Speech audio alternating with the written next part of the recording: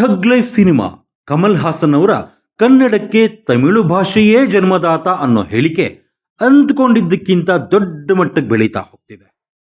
ಇದು ಕೊನೆಯಾಗುವ ಹೊತ್ತಿಗೆ ಯಾವ ಮಟ್ಟಿಗೆ ವಿವಾದ ದೊಡ್ಡದಾಗಬಹುದು ಅಂದರೆ, ತಮಿಳುನಾಡು ಕರ್ನಾಟಕದ ಮಧ್ಯೆ ಕಾವೇರಿ ವಿವಾದ ಆಯ್ತಲ್ಲ, ಆ ಹಂತಕ್ಕೆ ಹೋದ್ರೂ ಆಶ್ಚರ್ಯ ಇಲ್ಲ. ಈಗ ನೋಡಿ, ಇತ್ತ ಹೈಕೋರ್ಟ್ನಲ್ಲಿ ಅತ್ತ ಸುಪ್ರೀಂ ಕೋರ್ಟ್ನಲ್ಲಿ ವಿಚಾರಣೆ ನಡೀತಾ ಇದೆ.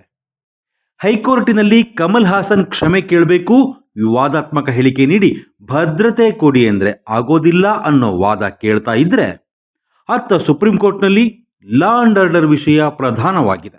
ಉತ್ತರ ಕೊಡಿ ಅಂತ ರಾಜ್ಯ ಸರ್ಕಾರಕ್ಕೆ ಸುಪ್ರೀಂ ಕೋರ್ಟ್ ನೋಟಿಸ್ ಕೊಟ್ಟಿದೆ. ಇದರಿಂದ ಏನಾಗಬಹುದು ಒಂದೊಂದಾಗಿ ನೋಡ್ತಾ ಹೋಗೋಣ.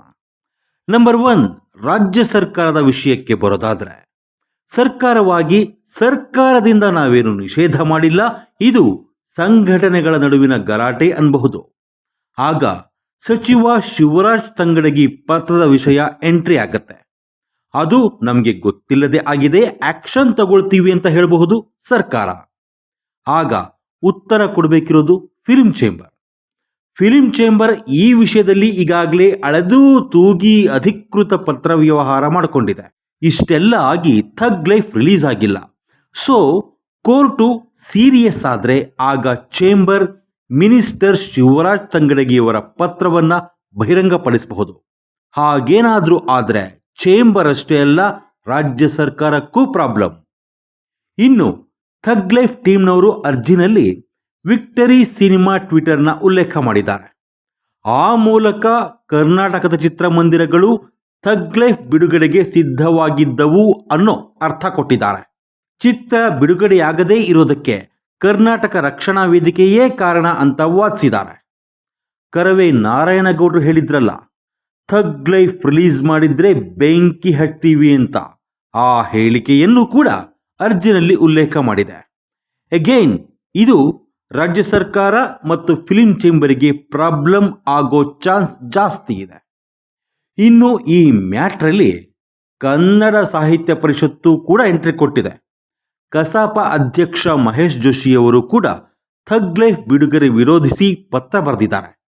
ಕಸಾಪ ಕೂಡ ಸರ್ಕಾರದ ಒಂದು ಭಾಗ ಅಂತೇನಾದರೂ ಕೋರ್ಟ್ ಹೇಳಿದ್ರೆ ಒನ್ಸ್ ಅಗೈನ್ ಸರ್ಕಾರಕ್ಕೆ ಪ್ರಾಬ್ಲಮ್.